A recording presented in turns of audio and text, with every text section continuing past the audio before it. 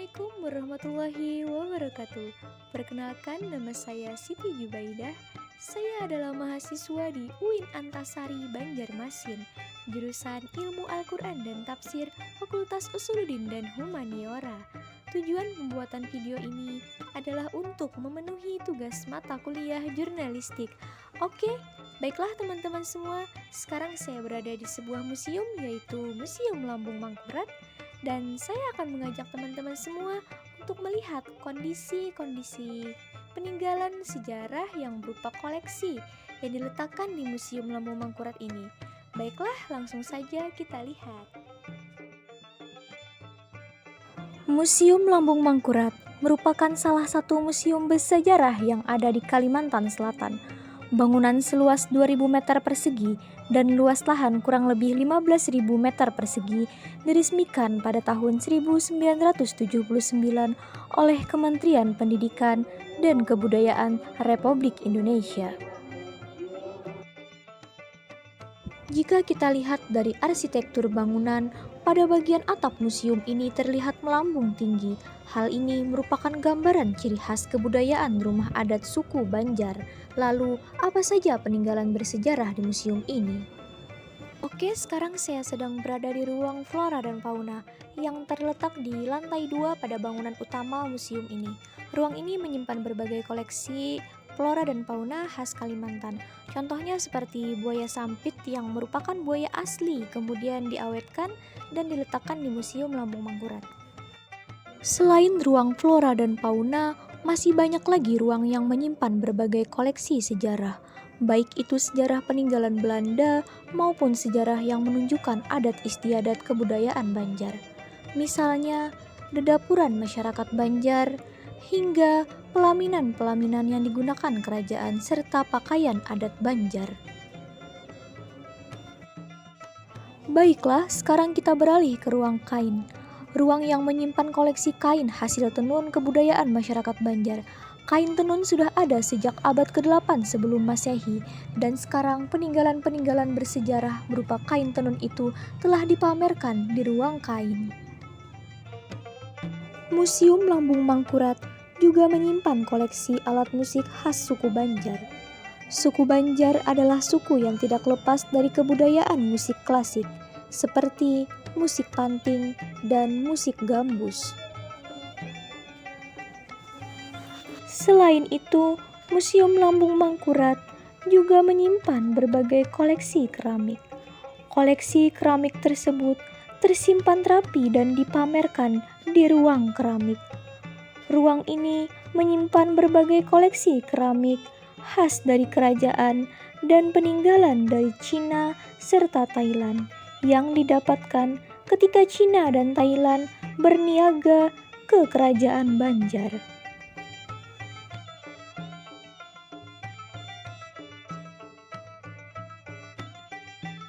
Tak lepas dari peran tokoh Banjar, Museum Lambung Mangkurat juga menyimpan koleksi peninggalan dari Syekh Muhammad Arsyad Al-Banjari. Masyarakat setempat mengenal Syekh Muhammad Arsyad Al-Banjari dengan sebutan Datuk Kelampayan. Oke, baiklah, sekarang saya sedang berada di ruang peninggalan Syekh Muhammad Arsyad Al-Banjari, yang mana ruang ini menyimpan koleksi peninggalan seperti Al-Quran, yang mana Al-Quran ini ditulis tangan langsung oleh Syekh Muhammad Arsyad Al-Banjari. Masya Allah, tabarakallah, sangat teman-teman. Jadi bagi teman-teman yang ingin berkunjung, silahkan langsung datang ke Museum Lambung Mangkurat.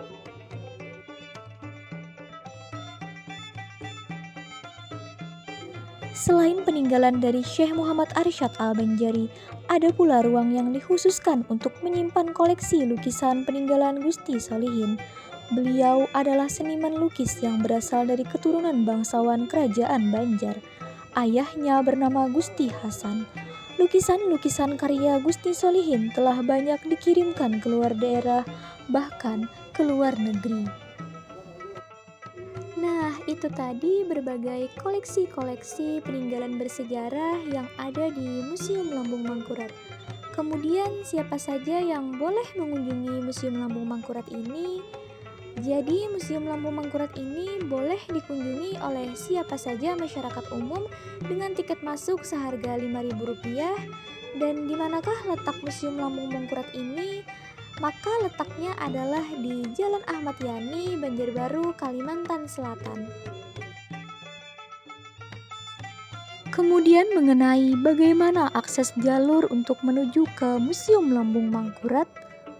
Untuk saat ini akses menuju jalan ke Museum Lambung Mangkurat terbilang sangat mudah karena letaknya yang strategis berada di pinggiran jalan kota, yaitu Jalan Ahmad Yani yang merupakan jalan utama menuju kota Banjarbaru dan terhubung langsung dengan kota Banjarmasin serta Kabupaten Banjar.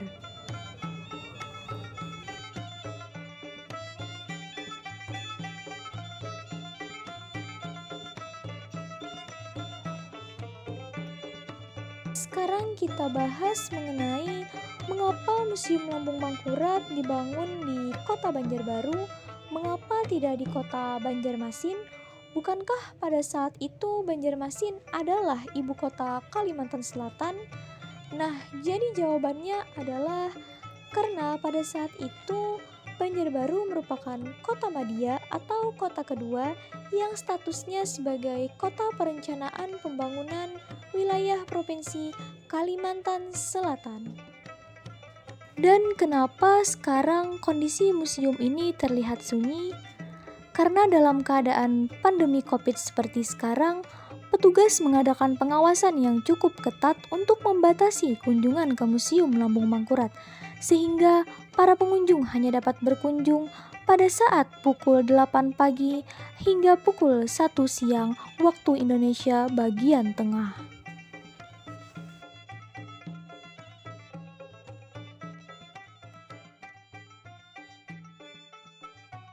Baiklah, sekian video tentang Museum Lambung Mangkurat dari saya. Saya Siti Jubaidah, izin pamit undur diri. Jika ada kesalahan, mohon dimaafkan. Wassalamualaikum warahmatullahi wabarakatuh.